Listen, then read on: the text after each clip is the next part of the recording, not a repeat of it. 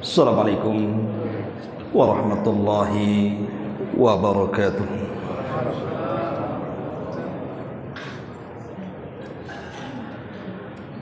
Alhamdulillah, alhamdulillahilladzi ja'ala al-Qur'ana nuran wa hudan lil muttaqin. Asyhadu an la ilaha illallah wahdahu rabbi la syarika lah, wa asyhadu anna Muhammadan abduhu wa rasuluhu alladzi la nabiyya ba'dah. Amma ba'du, hadirin dan hadirat jamaah salat subuh Masjid Muhajirin rahimakumullah. Berhubung hanya lewat 1-2 hari lagi kita masuk di 10 akhir Ramadan, maka sebagai pembahasan yang kita akan bahas di pagi hari ini, kita akan membahas tentang memburu malam Lailatul Qadar. Di dalam Al-Quranul Karim, tepat dalam surah Al-Qadar, saya yakin ibu bapa sekalian menghafal surat ini. Allah Subhanahu wa ta'ala berfirman, Inna anzalnahu fi lailatul qadr wa ma adraka ma lailatul qadr Lailatul Qadri khairun min alfi syahr. Tanazzalul malaikatu warruhu fiha biidzni rabbihim min kulli amr. Salamun hiya hatta matla'il fajr. Surah Al-Qadar ini menurut pandangan ahli tafsir ada 3 sebab turunnya, atau disebut dengan asbabun nuzul. Yang pertama, Al-Imam Ibn Katsir rahimahullahu ta'ala menyebutkan dalam kitabnya Tafsirul Azim Ibnu Katsir bahwa Nabi SAW satu hari menceritakan di tengah-tengah para sahabatnya tentang 4 orang Bani Israel,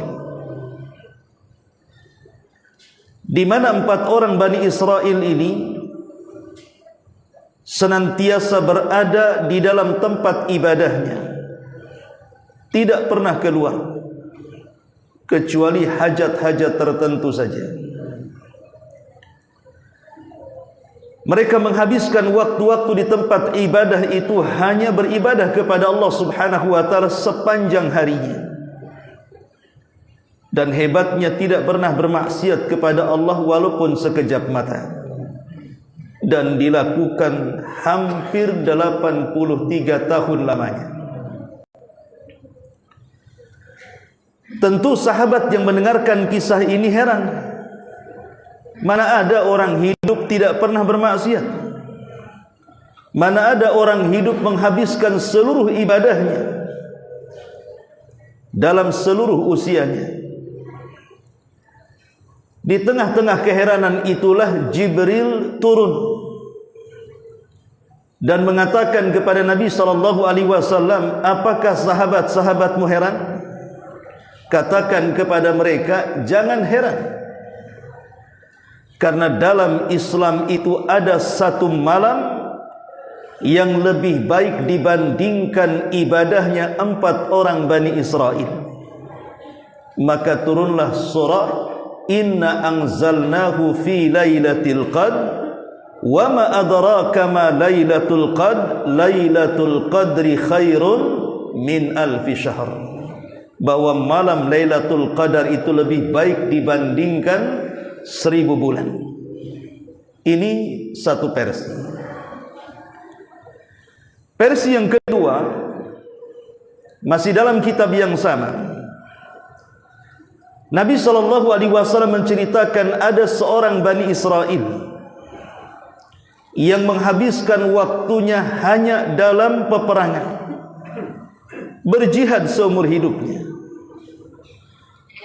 tidak pernah kembali ke rumahnya. Dia habiskan waktu-waktunya hanya untuk berjihad di jalan Allah Subhanahu wa taala. Tidak ada satupun peperangan kecuali dia melibatkan diri di dalamnya. Dan dia habiskan seluruh umurnya sampai meninggal di usia 83 tahun lamanya. Maka mendengar hal itu para sahabat heran, mana ada orang yang menghabiskan seluruh waktunya untuk berjihad, bahkan lupa menikah,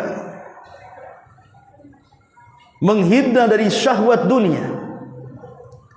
Tapi Jibril kemudian turun memberitakan bahwa dalam Islam ada satu malam yang lebih baik dibandingkan seorang Bani Israel yang menghabiskan waktunya untuk berjihad selama 83 tahun. Turunlah surah Al-Qadar. Lailatul Qadri khairun min alfi syahri. Bahwa satu malam dalam Islam yang disebut Lailatul Qadar itu lebih baik dibandingkan 1000 bulan atau 83 tahun 6 bulan kurang lebih. Dan versi yang ketiga, Nabi SAW satu hari membaca ayat Al-Quran tentang kisah Nabi Allah Nuh alaihi salam, di mana Nuh alaihi salatu wassalam memiliki usia yang sangat panjang, melebihi bapa atau kakeknya Adam alaihi salam. Kalau Adam kan usianya 1000 tahun, dikurangi 40 tahun karena diberikan kepada Nabi Allah Daud. Jadi usia Adam itu 960 tahun. Tapi Nabi Nuh ini lebih daripada 1000 tahun. Ada yang mengatakan 1400, ada yang mengatakan 1500, ada yang mengatakan 1780, macam-macam pendapat ulama tarikh. Tapi yang jelas Al-Quran mencatat usia dakwah Nuh itu alfasanatin illa khamsina ama, 1000 dikurangi 50, artinya 950 tahun itu usia dakwahnya. Jadi Nabi SAW melihat usia yang panjang yang Allah berikan kepada Nabi Allah Nuh sehingga dia bisa berdakwah selama itu, memungkinkan Nuh mampu berdakwah bertahun-tahun dan beramal bertahun-tahun sehingga memungkinkan dapat pahala banyak. Mulailah Nabi melirik usia umatnya, karena usia umat itu kan disesuaikan dengan usia nabinya. Kalau Nuh usia dakwahnya saja 950 tahun, berarti umatnya juga kurang lebih usianya sekitar itu. Logikanya kalau usia panjang itu kan ada kesempatan beramal, dan logikanya kalau kesempatan beramal banyak berarti kesempatan mengumpulkan pahala memungkinkan. Rasul mulai melihat umur umatnya. Rupanya umur umat Islam itu sangat singkat sekali, berkisar 60 sampai 70 tahun saja. Anda yang usianya 60 tahun, hati-hati, OTW itu. Karena berkisar 60 sampai 70 tahun saja itu. Nabi SAW mengatakan, a'maru ummati bainas sittina was sab'in wa qalilun ma yujawizu dzalik. Umur umatku ini berkisar 60 sampai 70 dan sedikit yang melewati 70 itu. Dari sini Rasul terdiam. Kalau usia pendek berarti kesempatan beramal tak banyak. Kalau kesempatan beramal tak banyak berarti mengumpulkan pahala pun sulit. Maka Nabi SAW termenung memandang usia Nuh dan memandang usia umatnya. Saat Nabi SAW termenung, disitulah Jibril datang. Kemudian mengatakan, ya Rasulullah, ya Muhammad, Jangan sedih.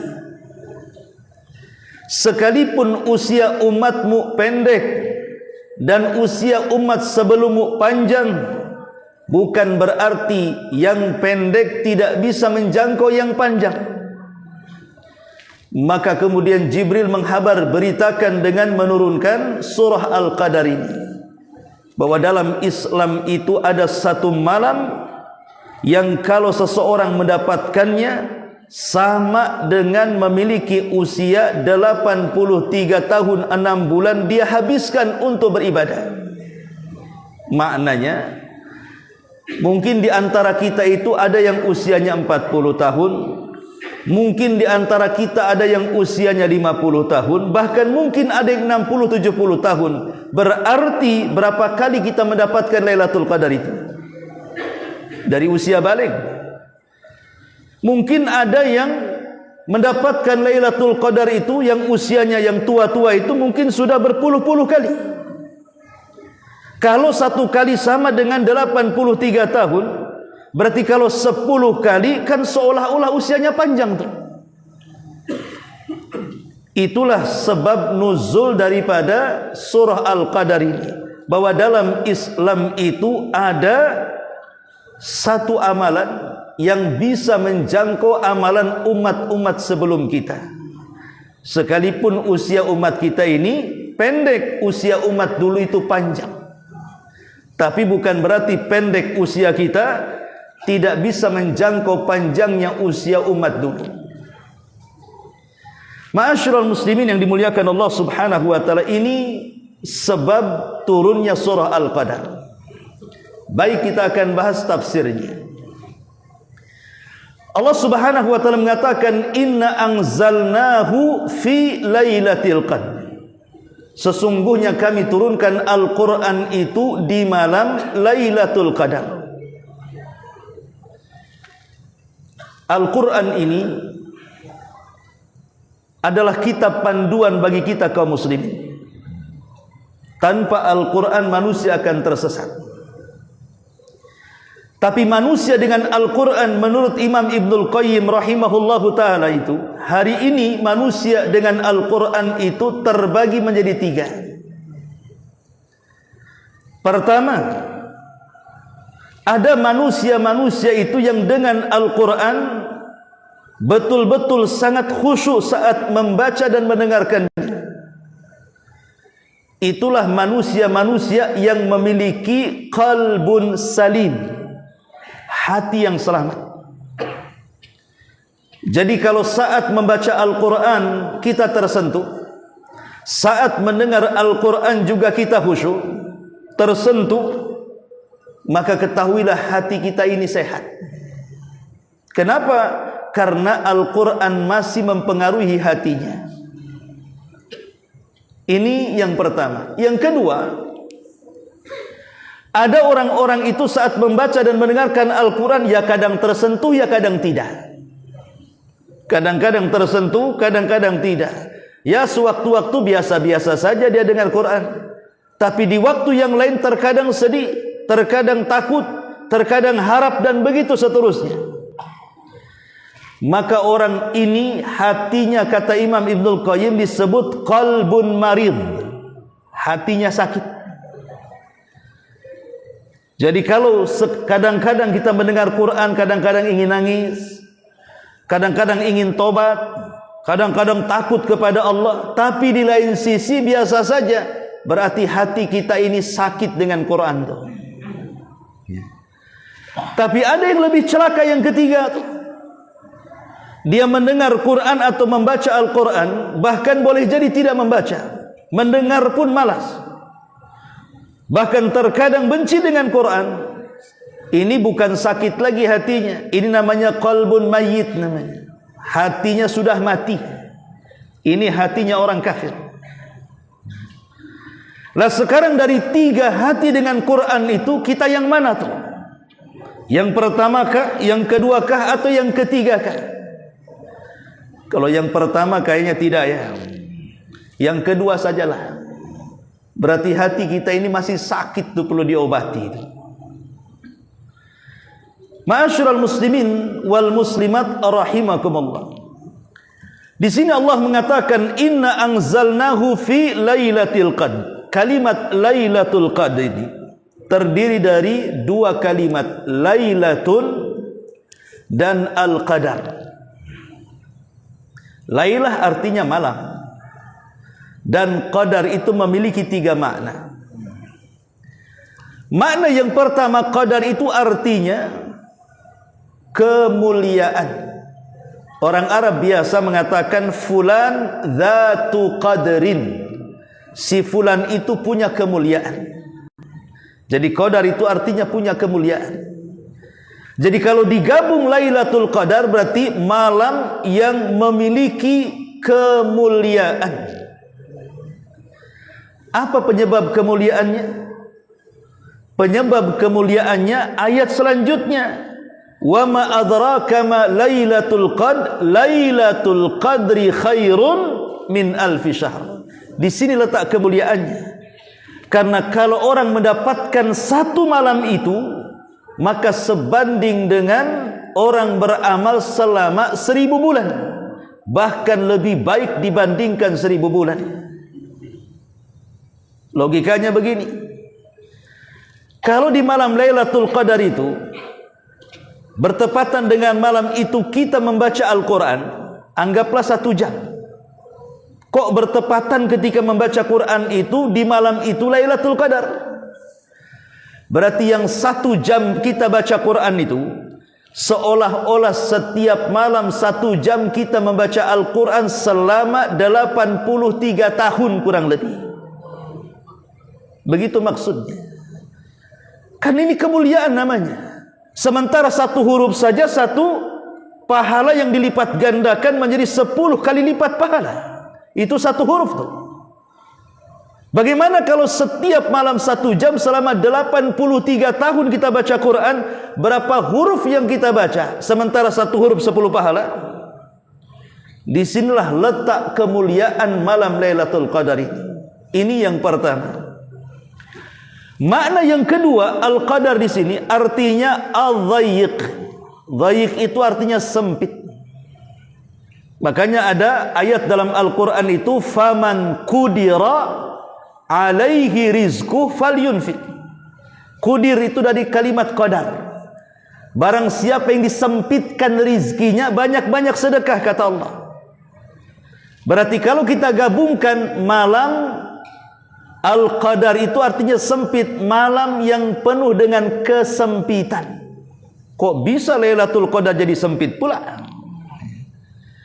Maksud sempit di sini artinya di mana malaikat-malaikat yang turun dari langit ke bumi di malam itu, menurut hadis yang dinukilkan Ibnu Katsir dalam tafsirnya, aktsar min adadil hasa.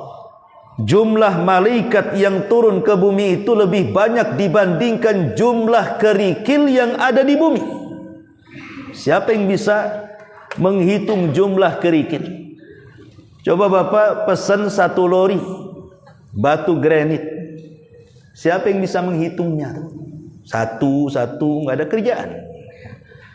1 lori saja kita tak sanggup menghitungnya. Macam mana pula 1 bumi? Lah malaikat yang turun ke bumi itu lebih banyak dibandingkan jumlah batu granit itu yang ada di bumi itu. Sesesak apa tuh bumi dengan malaikat itu? Berarti malaikat itu sangat menyempitkan bumi, itu maknanya.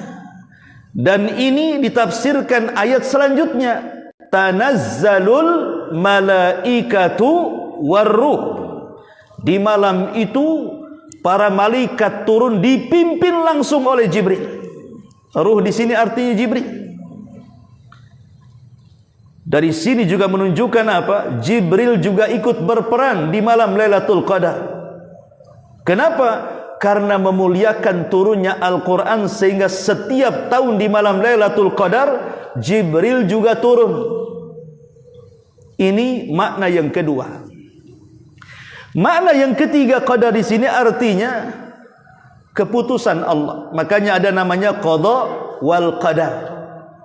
Ketentuan takdir manusia. Makanya Allah Subhanahu wa taala mengatakan tanazzalul malaikatu warruhu fiha biidzni rabbihim min kulli amr. Kalimat min kulli amr, di mana malaikat itu turun atas izin Allah Subhanahu wa taala untuk apa?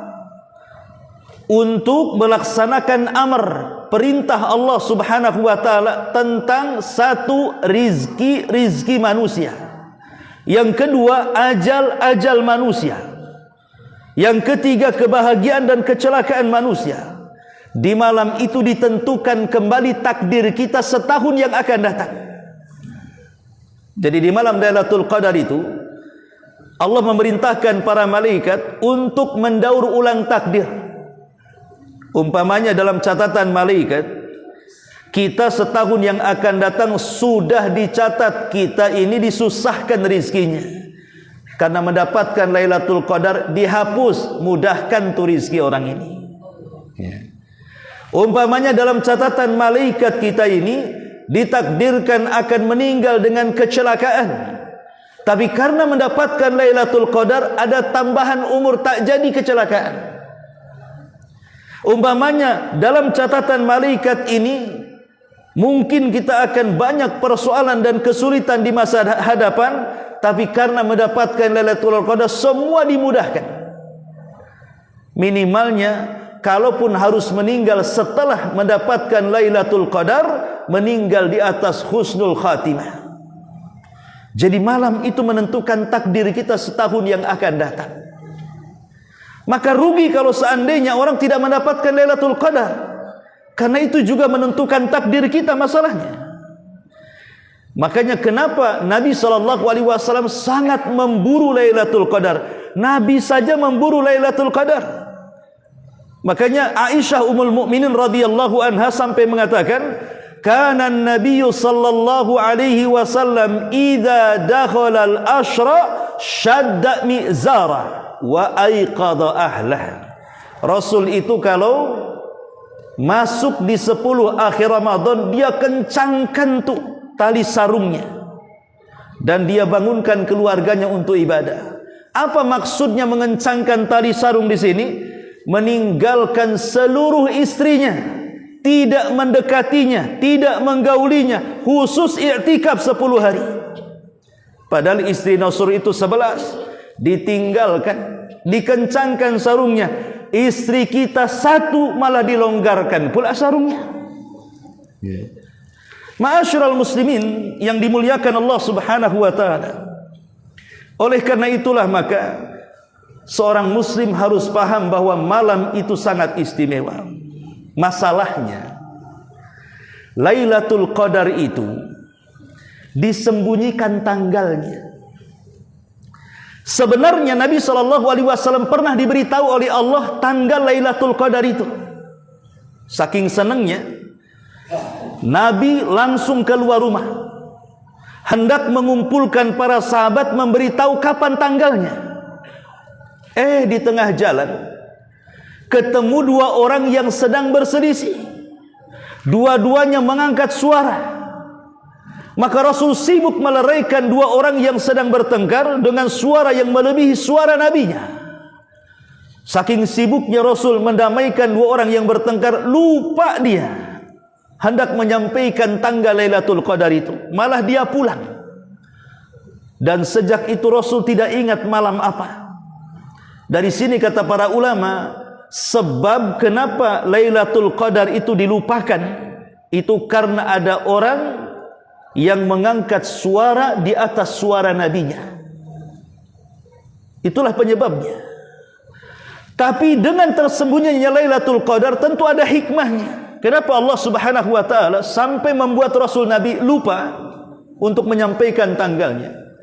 Sehingga sampai hari ini kita tidak tahu dan tidak ada yang tahu kapan Lailatul Qadar. Pertama, hikmahnya ziyadatut ta'ah, supaya kita semakin semangat untuk menambah ketaatan. Jadi dari awal 10 akhir Ramadan tanggal 20, 21 sampai tanggal 30 semangat terus ibadahnya. Karena kita tidak tahu yang mana satu Lailatul Qadar itu. Maka timbullah kesemangatan ibadah. Yang kedua, disinilah letak perbedaan nantinya antara orang-orang yang memburu Lailatul Qadar dengan orang yang bermalas-malasan tidak mau Lailatul Qadar dengan disembunyikan itu. Sebab kalau ditampakkan contoh Lailatul Qadar tanggal 21, setelah tanggal 21 malas orang ke masjid, ngapain, sudah dapat Lailatul Qadar saya. Tapi dengan ditutupinya tanggal berapa, akhirnya terbedakan, oh si fulan itu memang betul-betul mencari Lailatul Qadar, si fulan itu tidak butuh Lailatul Qadar itu. Lah ini juga hikmah yang kedua, terbedakan mana yang sungguh-sungguh, mana yang tidak sungguh-sungguh. Kemudian yang ketiga, dengan disembunyikannya Lailatul Qadar ini, terjadilah ta'addudul ibadah, bahwa kita bisa menggunakan ibadah bermacam-macam di malam 10 akhir Ramadan itu. Pamannya bosan solat ya baca Quran, bosan baca Quran ya berzikir, bosan berzikir ya bersedekah, dan begitu seterusnya. Yang penting supaya dapat Lailatul Qadar. Dan yang terakhir hikmahnya kenapa disembunyikan, tentu hanya Allah Subhanahu wa ta'ala yang tahu hikmahnya. Kita hanya berusaha untuk mencarinya, supaya kita terus berharap dan takut kalau seandainya malam itu terlewatkan kepada kita. Makanya kata para ulama, jangan mencari Lailatul Qadar itu dengan satu, menentukan tanggal ganjil. Anda tidak akan dapat Lailatul Qadar. Pamannya malam ini tanggal 21 rame lah Masjid Muhajirin ini. Tanggal 22 hilang kemana tuh manusia tuh. Tanggal 23 datang lagi dia. Tanggal 24 hilang lagi lah manusia itu. Ini kalau mencari Lailatul Qadar dengan menentukan tanggal ganjil, menurut kita, Anda tidak akan mendapatkan Lailatul Qadar. Kenapa demikian? Karena tanggal ganjil itu tidak bisa kita pastikan. Karena ada dua riwayat. Riwayat yang pertama menghitung tanggal ganjil itu dari bawah, dari tanggal 20, berarti 21, 23, 25, 27, 29. Tapi riwayat yang lain tanggal ganjil itu dihitung dari atas, tanggal 30, 28, kemudian 26, 24, 22, 20. Jadi kalau dihitung dari atas tanggal genap jadi ganjil. Dihitung dari bawah ya tanggal ganjil memang tanggal ganjil kan gitu kan. Sehingga untuk keluar dari dua riwayat ini, anggaplah 10 akhir Ramadan itu semua tanggal ganjil. Pasti kita mendapatkan Lailatul Qadar itu. Ini yang pertama. Yang kedua, jangan mengejar Lailatul Qadar dengan terus memperhatikan alamat-alamat Lailatul Qadar. Kata Ustaz, Lailatul Qadar itu langit cerah. Jadi setiap malam tengok ke langit. Kok tak cerah-cerah ini? Nggak ada Lailatul Qadar ini. Akhirnya pulang, tidur dia. Atau kata Ustaz, Lailatul Qadar itu cuacanya enak, tidak terlalu panas, tidak terlalu dingin. Akhirnya keluar dia, menggigil dia. Nggak Lailatul Qadar. Padahal sedang demam dia itu. Nggak akan ketemu kalau seandainya mencari Lailatul Qadar itu dengan terus melihat tanda dan alamat. Sudah hidupkan saja 10 akhir Ramadan, pasti Anda mendapatkan Lailatul Qadar. Selesai urusan. Ma'asyiral muslimin wal muslimat rahimakumullah. Kemudian Allah Subhanahu wa taala mengatakan di akhir ayat, salamun hiya hatta matla'il fajr. Malam itu penuh dengan keselamatan. Imam Qurtubi mengatakan apa yang dimaksud salamun hiya hatta matla'il fajr, bahwa malam itu disebut Lailatus Salam, malam penuh keselamatan.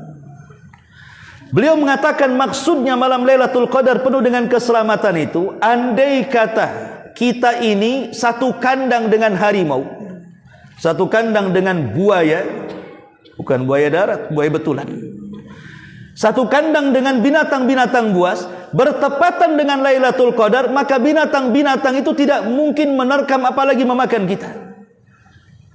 Kenapa? Karena malam itu malam yang penuh dengan keselamatan. Tapi jangan dicoba masuk satu kandang, bertepatan tidak dengan Lailatul Qadar, habislah kita di situ. Artinya kalau seandainya malam itu dengan Dengan berkumpulnya kita dengan binatang buas, ular dan yang semacamnya, mereka tidak mungkin mengganggu kita. Kenapa? Malam itu malam yang penuh dengan keselamatan. Ini satu penafsiran.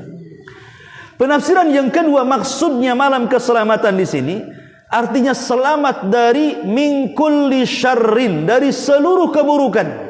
Kalau ada orang hasad tidak akan mempan. Kalau ada orang yang nyihir tidak akan mempan. Kalau ada orang yang menyakiti tidak akan mampu. Kalau hendak orang mengambil sesuatu tanpa ada haknya, mencuri, merampok dan yang lain sebagainya, mustahil akan berhasil. Karena malam itu malam as-salam, penuh dengan keselamatan. Ada juga yang mengatakan salam di sini artinya karena malam itu penuh dengan malaikat sehingga setan tidak ada yang keluar, tidak bisa bergerak sampai waktu fajar. Anehnya surah Al-Qadar di sini Allah Subhanahu wa taala tidak menyebutkan kapan waktunya, hanya menyebutkan akhirnya saja. Bahwa Lailatul Qadar itu diakhiri dengan waktu fajar, salamun hiya hatta matla'il fajar. Tapi Allah tidak menyebutkan kapan awalnya, hanya menyebutkan akhirnya saja. Dari sinilah menjadi polemik para ulama, kapan dimulai Lailatul Qadar itu. Dan itu ditentukan dengan definisi malam. Sebenarnya definisi malam itu apa? Karena definisi malam itu ada dua. Ada definisi malam indan nas dan ada definisi malam indallah. Definisi menurut manusia dan definisi menurut Allah. Adapun definisi menurut manusia, malam itu ya ketika terbenam matahari, datang waktu maghrib, itulah permulaan malam itu menurut kita manusia. Karena sore itu akhir siang, malam itu ya ketika maghrib. Tapi definisi Allah bukan seperti definisi kita. Allah mendefinisikan malam itu dimulai asar dan diakhiri fajar. Sebagaimana Rasul mengatakan, yata'aqabuna fikumul malaikatul laili wa malaikatul nahar wa yajtami'una fi salatil asri wa salatil fajri. Allah menugaskan para malaikat. Ada malaikat malam yang ditugaskan, ada malaikat siang yang ditugaskan. Dua malaikat bertemu di dua salat. Pertama salat asar dan yang kedua salat fajar. Dari sini kata para ulama, malam menurut ketentuan Allah dimulai asar dan diakhiri fajar. Pertanyaannya, Lailatul Qadar itu definisinya menurut manusia ke menurut Allah? Maka mayoritas para ulama bahwa malam Lailatul Qadar itu dimulai di waktu asar. Jadi kalau sudah masuk tanggal 20, berarti ketika masuk waktu asar, disitulah setat ibadah kita selama 10 hari. Bagi anda yang ingin i'tikaf 10 hari, masuk di waktu asar tanggal 20. Tapi minimalnya walaupun kita tidak i'tikaf 10 hari berturut-turut, minimalnya adalah mungkin setiap malamnya 1 atau 2 jam kita datang ke masjid dalam rangka untuk membaca Quran, berzikir, istighfar. Berikan waktu-waktu itu untuk ibadah. Siapa tahu di antara 10 malam itu ada yang bertepatan dengan Lailatul Qadar. Ini di antara tafsir daripada Lailatul Qadar. Tadi para Dinar bisikin ada tanya jawab. Baik, sebelum saya akhiri, kita buat tanya jawab, silahkan.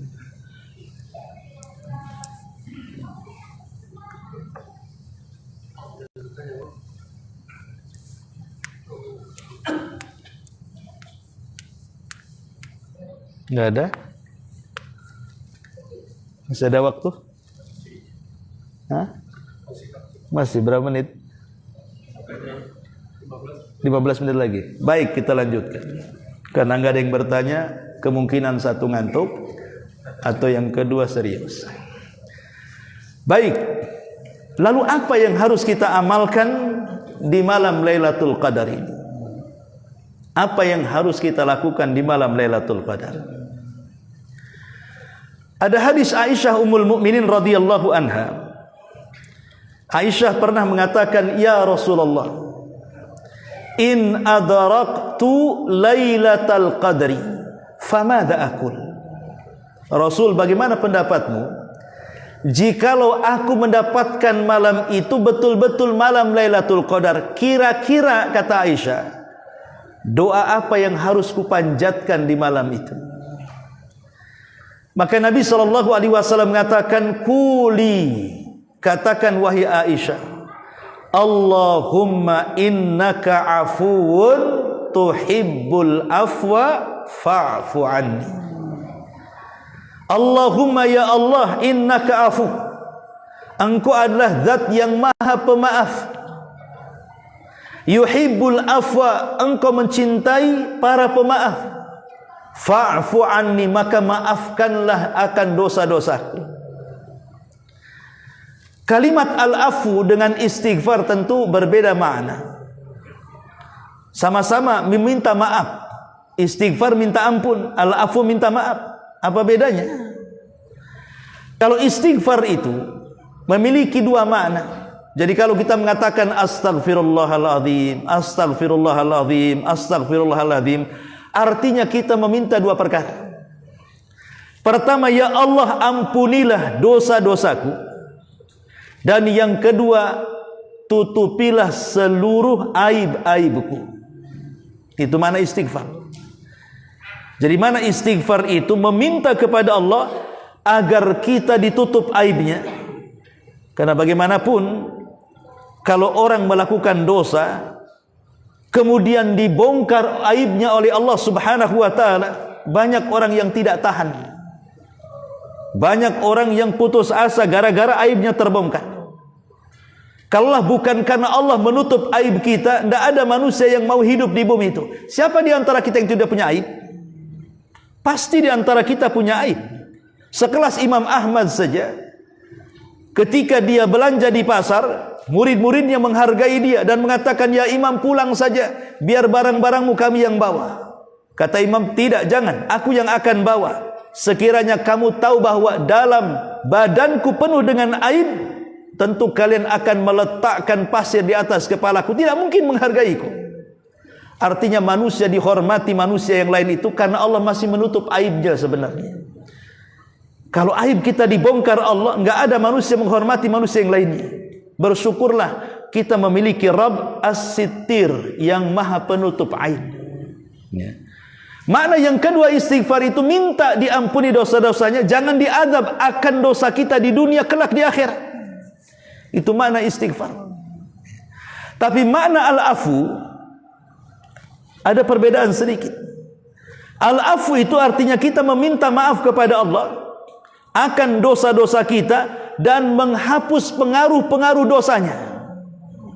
Jadi bukan hanya minta ampun, tapi juga dihapuskan pengaruh-pengaruhnya. Karena begini, banyak orang yang dulunya mungkin punya kehidupan gelap di masa lalu.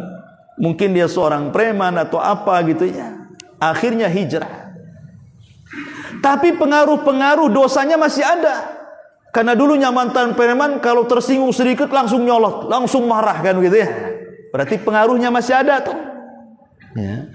Iya betul, sudah hijrah, sudah tobat. Tapi kalau seandainya disentuh, langsung marah, udah jadi preman lagi tuh. Itu namanya pengaruh tuh. Lah al-afu ini, dia meminta agar dosa-dosa di kita diampuni dan dihapuskan pengaruhnya. Jangan disisakan dengan pengaruh-pengaruh yang sudah kita lakukan dari dosa-dosa itu. Artinya apa? Ketika kita mengatakan fa'fu anni, ya Allah maafkanlah dosa-dosaku, berarti kita meminta kepada Allah agar setelah kita mendapatkan Lailatul Qadar, kehidupan kita jauh lebih baik lagi, tobat kita lebih bagus lagi, amalan soleh lebih istiqomah lagi, dan begitu seterusnya. Itulah amalan yang pertama yang diajarkan Rasul, minta kepada Allah akan maafnya. Yang kedua, di antara amalan supaya kita mendapatkan Lailatul Qadar adalah i'tikaf. Orang yang i'tikaf 10 akhir Ramadan pasti mendapatkan Lailatul Qadar. Tapi bukan pindah tidur dari rumah ke masjid ya. I'tikaf itu artinya menyengaja, memang ada niat datang ke masjid untuk ibadah. Entah sejam, 2 jam, 3 jam, 4 jam, jadilah. Yang penting datang ke masjid, duduk di masjid, baca Quran, zikir, istighfar. Dan ngantuk ya udahlah pulang atau tidur di masjid. Itu ya maksudnya setidaknya seperti itu. Jangan sampai kemudian 10 akhir Ramadan tak ada pula kita di masjid. Ya. Jadi minimalnya 10 akhir Ramadan itu sudahlah menyengaja entah jam berapa, jam 10, jam 11, jam 12, jam 1 datang ke masjid. Untuk apa? Untuk beribadah. Kemudian yang ketiga, amalan di malam Lailatul Qadar adalah sedekah. Karena Aisyah radhiyallahu anha mengatakan, "Kana Nabi sallallahu alaihi wasallam ajwadun nas wa ajwadu ma yakunu fi Ramadan hina yalqahu Jibril." Nabi itu manusia yang paling dermawan. Sampai-sampai satu hari Rasul itu sedang berjalan, tiba-tiba ada Arab Badui dari belakang, kemudian mengambil serban Rasul dari belakang sampai Rasul kecekik. Setelah Nabi SAW kaget karena sorbannya ditarik dari belakang, Rasul melihat ke belakang, rupanya si Badui. Malum Badui itu nggak pendidikan, nggak sopan gitu ya. Maka kalau ada orang sopan, Badui kau ini. Maka Nabi mengatakan, ada apa kau menarik-narik sorbanku? Maka si Badui mengatakan, i'tini min malillah ma a'tak. Berikan harta yang Allah berikan kepadamu, katanya. Bayangkan pengemis mintanya seperti itu. Kau harus memberikan harta yang telah Allah berikan kepadamu, berikan kepadaku. Kira-kira kalau ada pengemis ngomong gitu dikasih nggak tuh? Tapi Nabi SAW karim. Dia mengatakan, baik kalau kau ingin harta. Diajaknya ke lembah. Nabi baru dapat harta rampasan perang bagiannya, selembah kambing. Kata Rasul, ambillah kambing-kambing itu. Tuh kedermawanan Nabi SAW. Makanya Aisyah Rasul mengatakan, Rasul itu orang yang paling dermawan, dan kedermawannya lebih-lebih di bulan Ramadan saat berjumpa dengan Jibril. Kapan Rasul berjumpa dengan Jibril? Di 10 akhir Ramadan, di malam-malam hari akhir Ramadan. Disitulah Jibril turun, kemudian tadarus Al-Quran bersama Nabi. Rasul lebih dermawan lagi. Dari sini istimbatnya bahwa kalau ingin mendapatkan Lailatul Qadar, maka berikan sedekah kita di malam itu. Makanya sering saya contohkan kemarin-kemarin, kalau kita ingin mendapatkan amalan sedekah di malam Lailatul Qadar, maka pecahkan uang kita menjadi 10. Kalau anda punya 10 juta, maka pecahkan jadi 10. Tiap malam sedekah 1 juta, 1 juta, 1 juta, 1 juta, sampai 10 malam. Tak mungkin yang 1 juta nggak bertepatan dengan Lailatul Qadar itu. Pasti ada yang bertepatan dengan Lailatul Qadar. Ya. Dan begitu seterusnya. Baik, saya kira sudah mendekati syuruk. Ya. Mudah-mudahan bermanfaat, dan kita berdoa kepada Allah Subhanahu wa taala semoga Allah menerima puasa kita, menerima salat malam kita, menerima baca Quran kita, dan Allah Subhanahu wa taala menyampaikan kita di malam Lailatul Qadar, membantu untuk menghidupkan malam Lailatul Qadar, dan tentunya di malam itu mudah-mudahan Allah mengampuni dosa-dosa kita. Subhanakallah bihamdika asyhadu an la ilaha illa anta astaghfiruka wa atubu ilaik. Allahu ta'ala alam. Assalamualaikum warahmatullahi wabarakatuh.